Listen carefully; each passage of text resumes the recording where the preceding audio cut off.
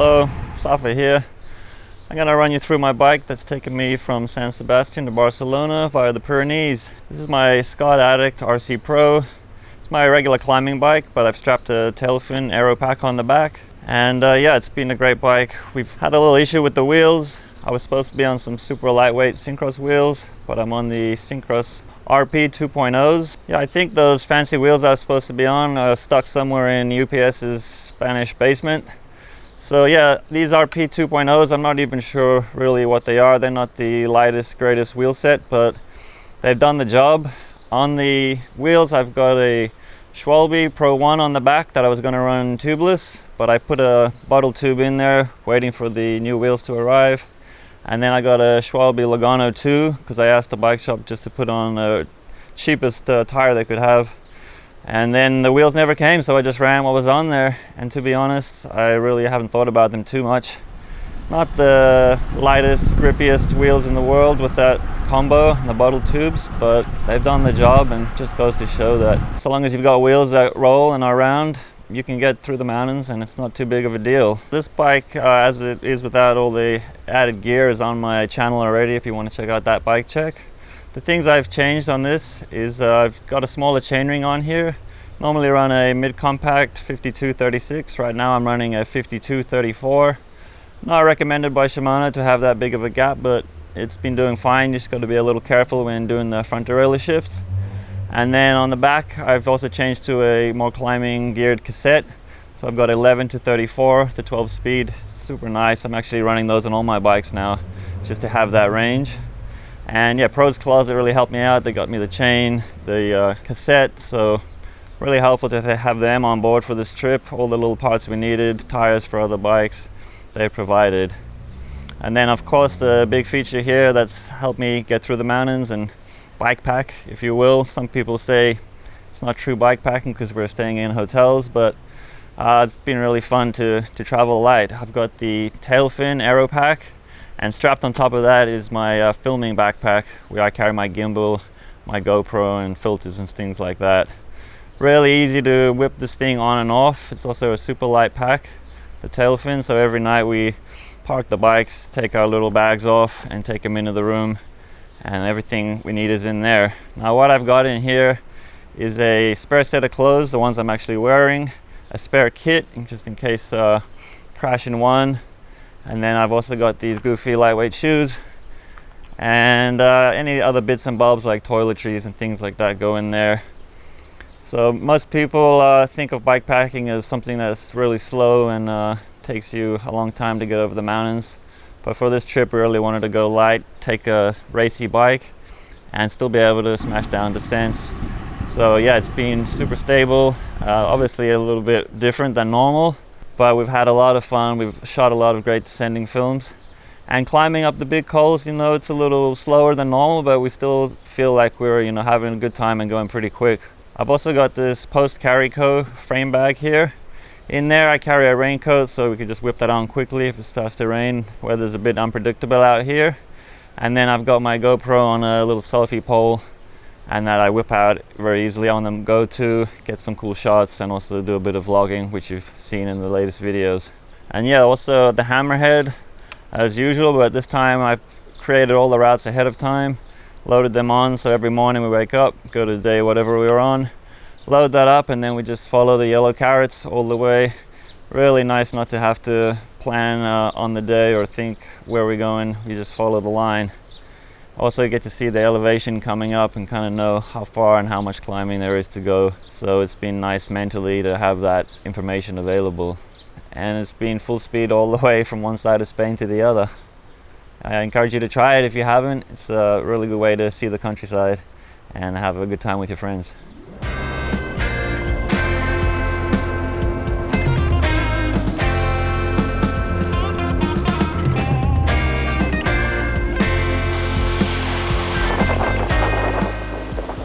Final day, day 10. We are in Gironella, which is the first town down the road from Berga. It's a pretty fast start to the day, so going full gas so we can chat.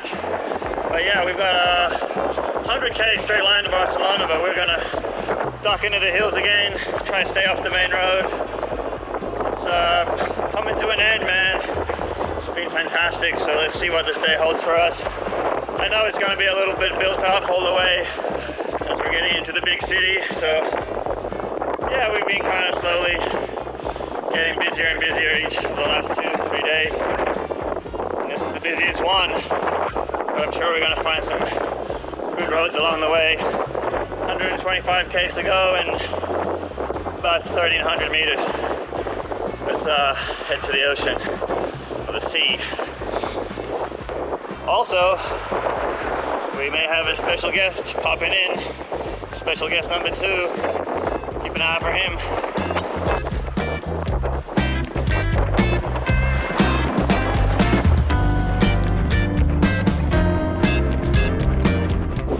Finally got a chance to talk. We'll be going 35k an hour for the first 20k.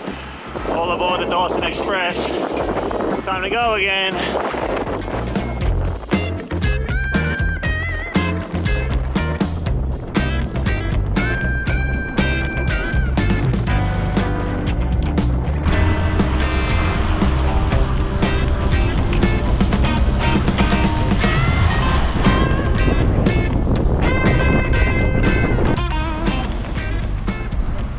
So a quick 45k at 35k an hour. What a start to the day.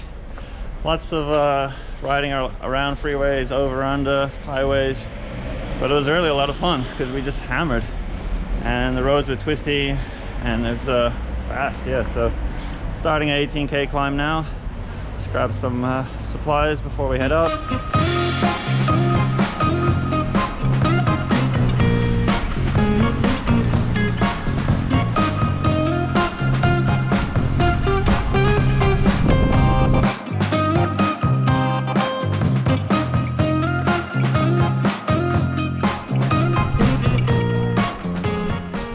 We have hit the jackpot in Spain again, 2 days in a row in Catalonia. Such a killer road. Quiet, great views, perfect surface, lots of bends, gentle gradient. Winner!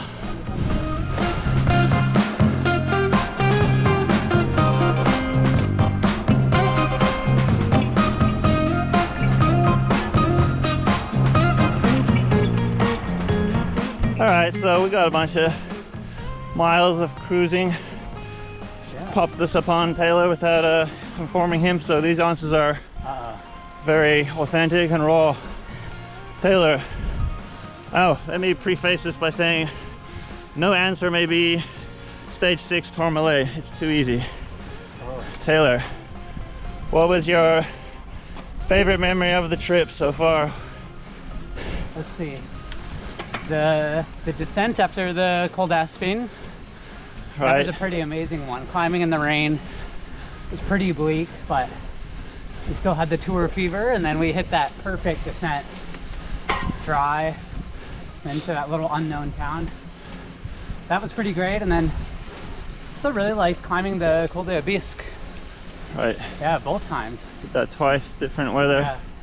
So good that we had to do it twice. Yeah, the Col de Spin descent, the best descent we did and the only one we didn't film. We were so cooked, hadn't eaten all day. And it was raining, we just had to get it done.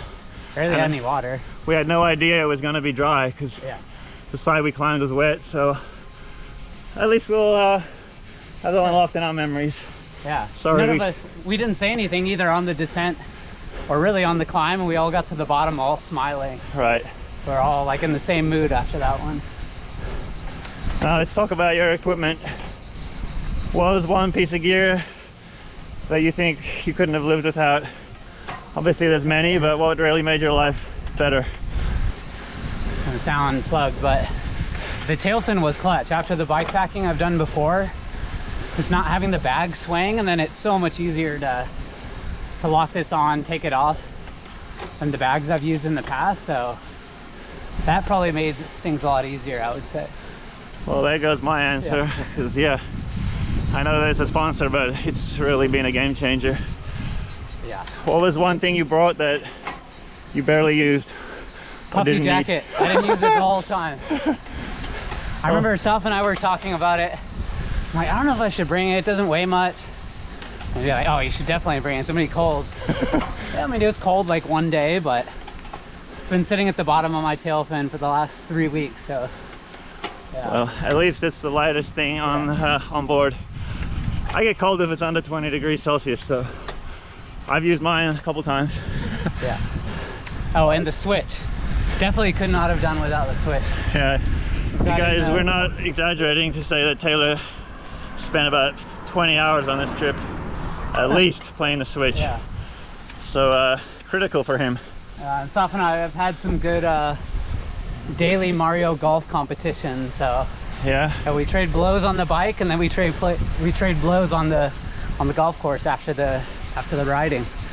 To be honest, the golf has been a lot more competitive and heartbreaking than the cycling battles.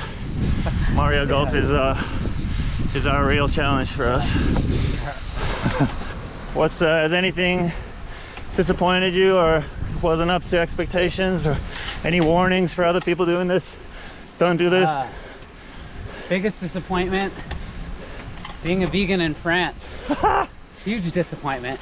Yeah, it's been tough. I mean, I felt good on the bike. I'm pretty much just getting my protein from soy milk. So give us a breakdown of your daily meals, breakfast to dinner. Well, we eat the same cereal every day. Which is? Chocolate, granola, chocolate flakes, various brands, but same cereal with soy milk. And then throughout the day, just cereal bars, Skittles, Oreos, a lot of Oreos. And then yeah, after just more cereal, bread, jam, pasta, and that's pretty much it. Beer. What about at restaurants when we go out and there's no option? What do you do? Well, pizza with no cheese is one of my go-tos in Europe. Veggie burgers. Yeah, I don't know. But yeah, I mean, you've thrived every day. You've been strong as anyone else, or stronger. So it's possible. Yeah. Just gotta make sure you eat enough. We're pretty much eating and drinking all day, so. Yeah, Taylor, you don't see him more than 2 feet from a water bottle, off the bike, on the bike. He's non-stop, staying hydrated, doing a much better job than me. I probably lost about 5 pounds just in water, but I got a big gut from eating a bunch of junk.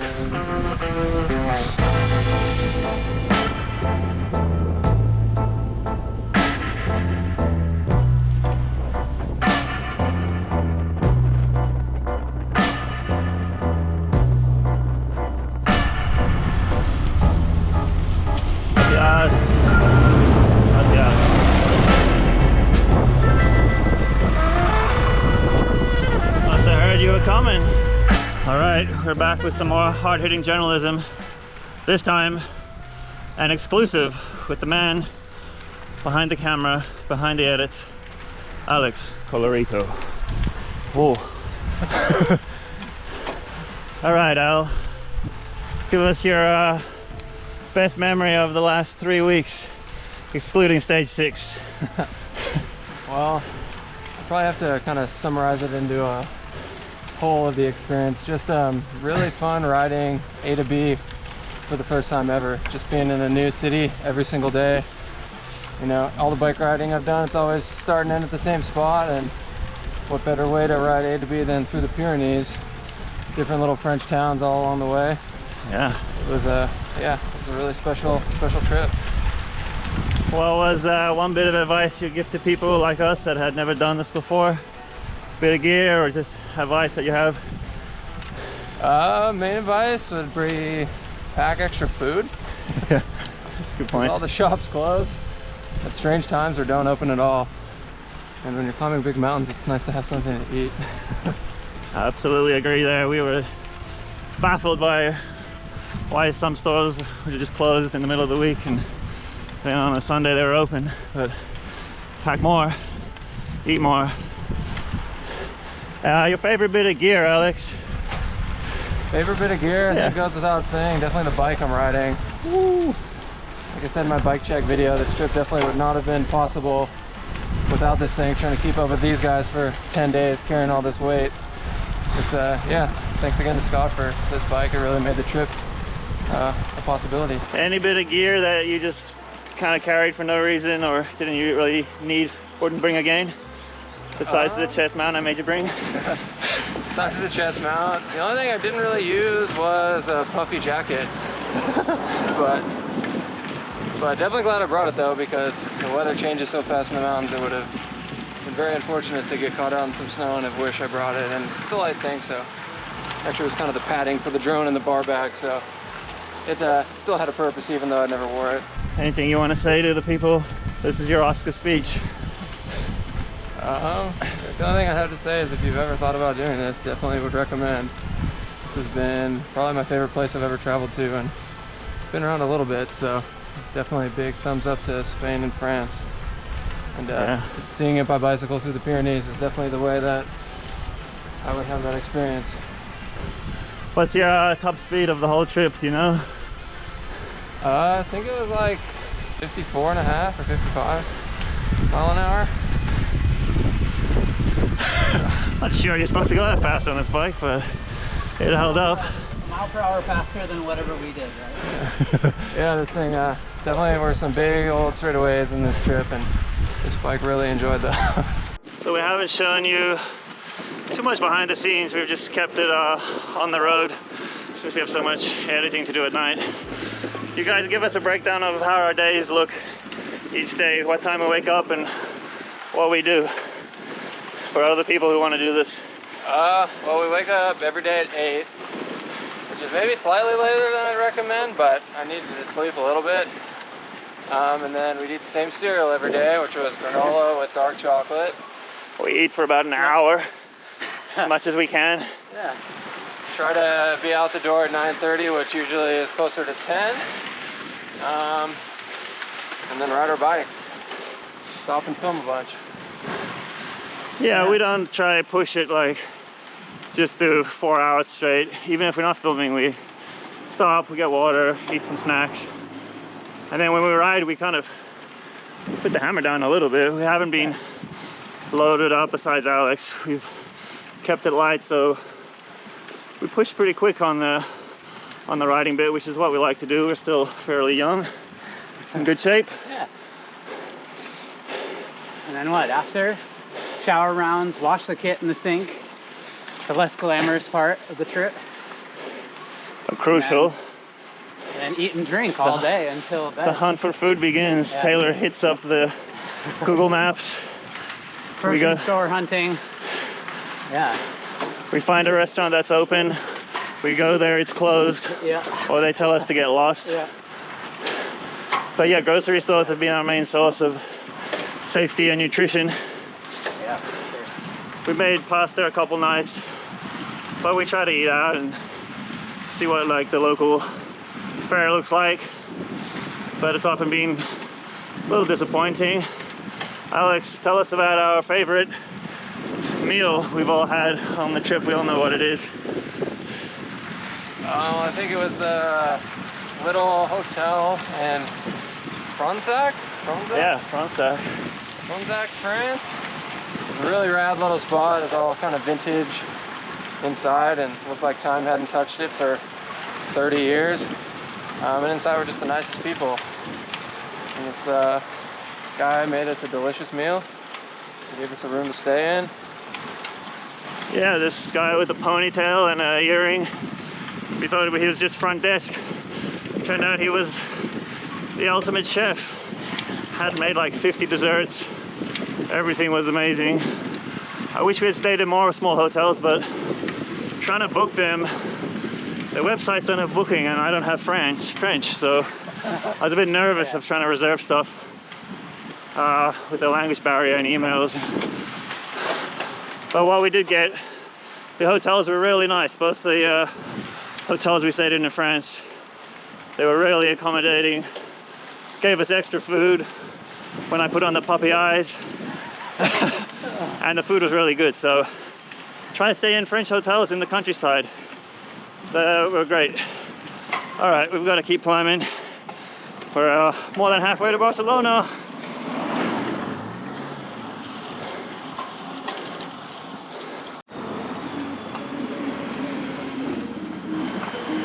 That was the Col de Estanelles. That was just so nice. Felt like I didn't use any energy up there for 20 Ks. Cruisy. We were just magic carpet ride. What a final day this is turning out to be. All downhill, and then the uphills kind of feel like a downhill. Yeah. Still going fast. Oh, I'm loving this. This is a very nice, gentle cruise in to cap off the trip. We're gonna put on a helmet cam and get the whole team cruising down the backside of this descent. I'm kind of getting sad it's coming to an end. It's been so good every day.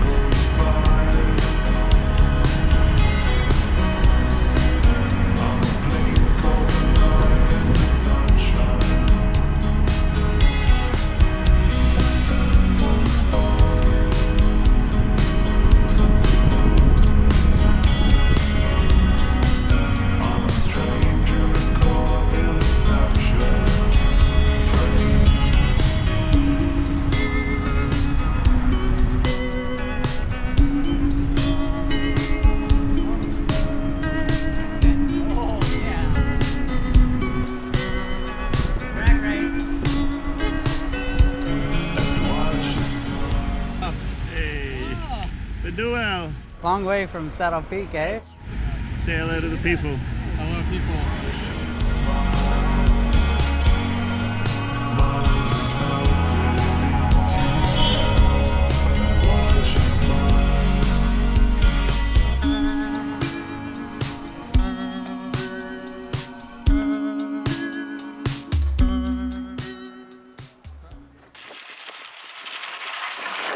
Not sure we're supposed to be going down this road, but this is the route, so we stick to the carrots. Never waver. We're just out of Manresa, or we're getting out of there. Trying to one of the big cities before Barcelona. We saw our friend Drake from LA, who's in Girona now, and yeah, we're on this very gravelly road.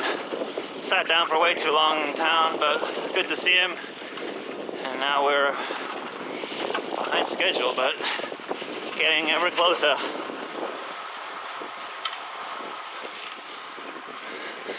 Chop, chop, chop on the last climb. Average 290 so far. Getting it done. This is a 7K climb. We're more than halfway up. Full gas.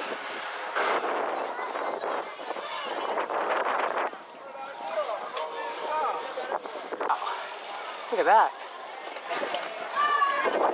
Wow. Look at that view. Wow. What a honor to smash up that last climb with you. Just like we started out. Yeah, brutal, but incredible. Just Two made it. the other guys will be up soon. We were just going all out on that last section. Oh, he's up. Gerardo is coming. Juanito, thank you for riding the last couple days. Nice climb. Not a bad place to finish, fellas.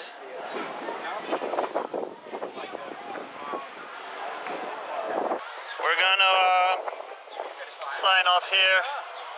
Want to say a big thanks to Al, killing all the edits, the filming, a lot of weight. Taylor, he's been the Taylor Dawson Express. drawing us home every day in the last 20 miles. Juan, thanks for joining the last couple days. Yeah, Oh, man. there he is. We're gonna cruise down into Barcelona, and yeah, we'll finish at the ocean. But yeah, thanks for following along, everyone. That was a hell of an experience. And thank you to the Pros Closet, Scott and Hammerhead. You guys really helped us put this together. Wouldn't have been possible without you. Yeah, I think we've had a couple of long hot days, and it's time for a nice cruise and a sign off. There he is. The team that brought you tour to the tour. Sayonara. Adios. Nos vemos. Ciao. Bonsoir.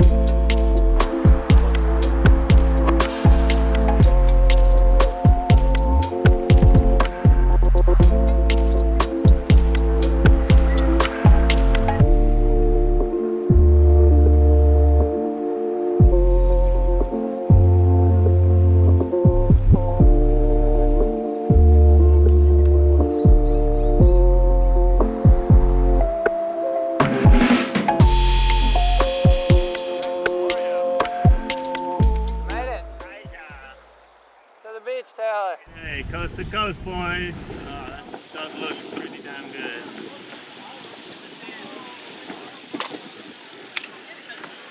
Coast to coast, baby.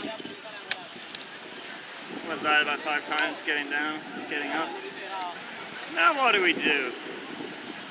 The Hammerhead says we're finished. We're completely lost. I